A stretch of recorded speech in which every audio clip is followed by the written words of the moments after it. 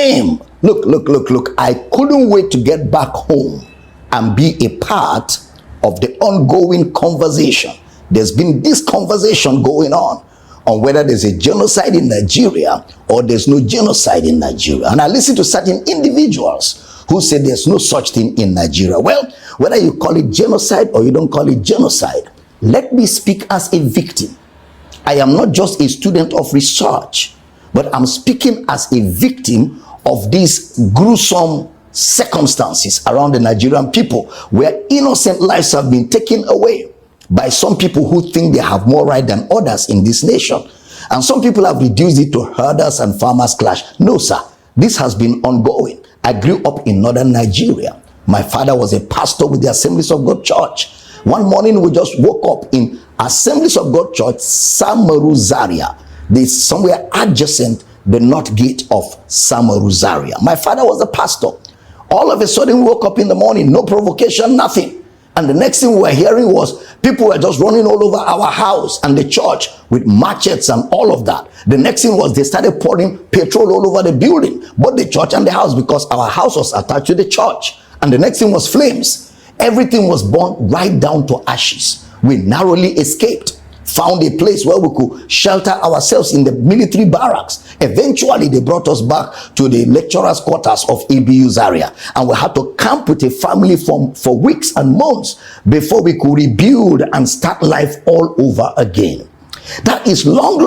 I'm talking about 1986-87. What about the Metasine situation? Metasine was a sect of the Islamic religion who went around burning and destroying and killing Christians back in the 80s. This is far before there was anything like farmers and herders clash.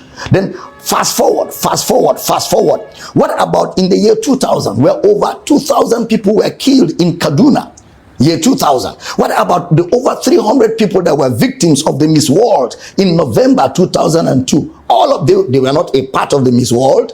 They were just on their own. Something happened somewhere else and they became victims of it. Lives were killed, houses were destroyed, and whenever they are carrying out this charade, they will be shouting Allahu Akbar, Allahu Akbar, and they will carry their matches and carry whatever they have, and they will move in their numbers. And everybody on their way that is not chanting what they are chanting becomes a victim. I can go on and on. A few years ago, I was preaching in Kaduna for a great man of God. And I only succeeded in preaching Sunday morning service. After the service, the next morning, as we were preparing for the next service on Monday, the next thing I was hearing was the whole city is on fire. Kaduna is on fire.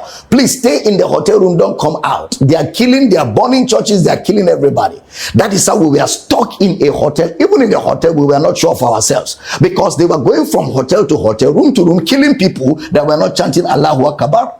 And somehow God saved our souls. After about 4 days, we were able to leave Kaduna. But unfortunately, a friend of mine who was a pastor, Reverend Northcote Andrew of blessed memory, was caught in the midst of this as he was escaping for his life.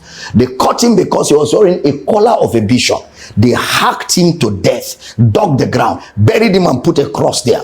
It is that little wooden cross that made people know that there was a corpse in that place. And this, my friend, was buried.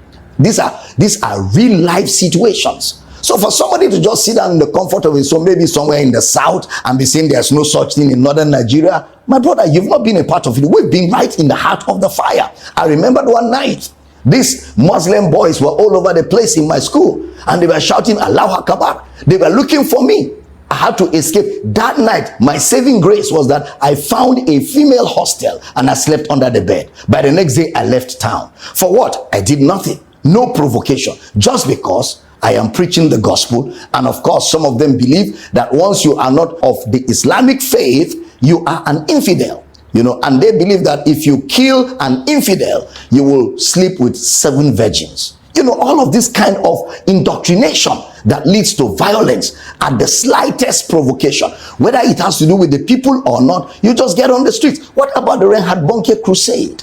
I'm talking about the Reinhard Bonnke crusade in Kano, where people were hacked, macheted, and killed just because a crusade where the gospel of Christ was going to be preached. And that is why I thank God for people like President Donald Trump, who lent his voice to what is going on here. At least For whatever is what, there's an ongoing conversation all over the world. The matter is no more put under the carpet. And we don't want just conversations. We want some action. We want some action. And in the midst of all this, it snowballed into the herders and farmers clash.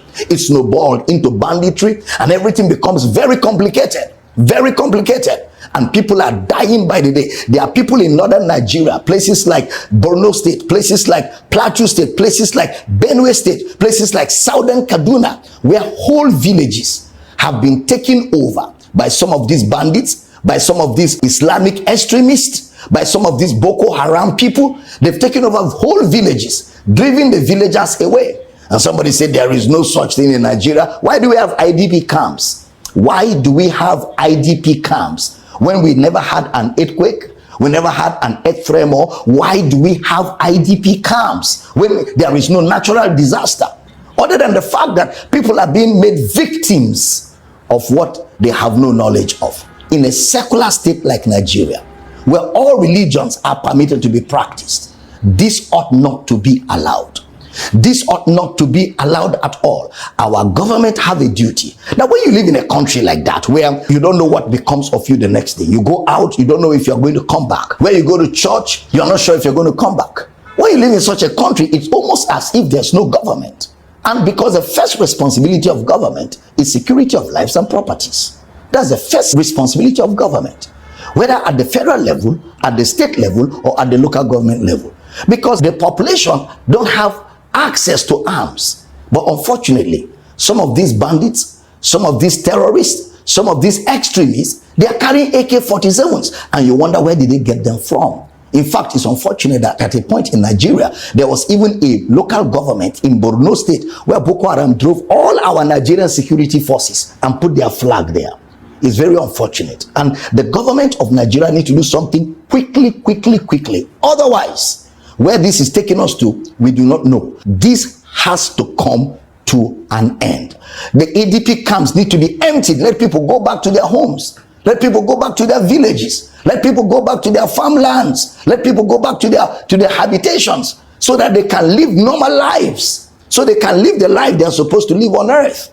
You know, this is very important, and this conversation is so critical at this time, and it's critical that I add my voice to it as a victim of this situation in a country like Nigeria. And I'm believing God that the day has come when this menace will surely come to an end. God bless the Federal Republic of Nigeria. Amen.